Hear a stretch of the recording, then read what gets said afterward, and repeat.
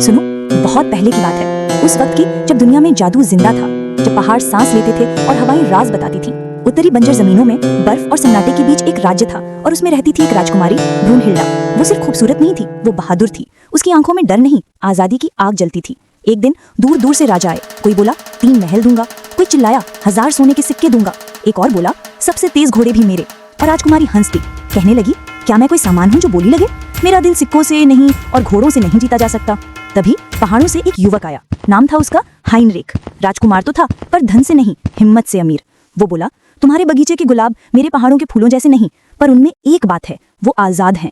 राजकुमारी समझ गई। उसने कहा, सभी पिंजरे लोहे के नहीं होते, कुछ सोने के होते हैं, कुछ एहसान के। हाइनरिक बोला, अगर कोई तुम्हें आजादी दे सके बिना कीमत मांगे? तो राजकुमारी मुस्कुराई, तो वही मेरा जादू होगा और वही मेरा प्यार। और तभी धरती कांपी, अंधेरा छा गया। बोडो आया था, उत्तरी बंजर जमीनों का दानव राजा। उसकी सांस आग थी, उसकी आंखें मौत। वो बोला, तू मेरी होगी। राजकुमारी ने कहा, मैं कोई इनाम नहीं हूँ। बोडो हंसा, मैं पहाड़ तोड़ सकता हूँ। 3 दिन का वक्त दिया, शादी के नाम पर, कैद के लिए। पर उस रात जब दानव जश्न मना रहा था, तभी राजकुमारी भागी। 2 घोड़े थे, एक सफेद एक भूरी घोड़ी थी। आजादी। हाइनरिक ने अपनी अंगूठी दी, अगर न पहुंची तो जिंदगी भर ढूंढता रहूंगा। राजकुमारी चली, आंधी से तेज, डर से दूर। पीछे बोडो, जंगल, पहाड़, रेगिस्तान पार करता हुआ।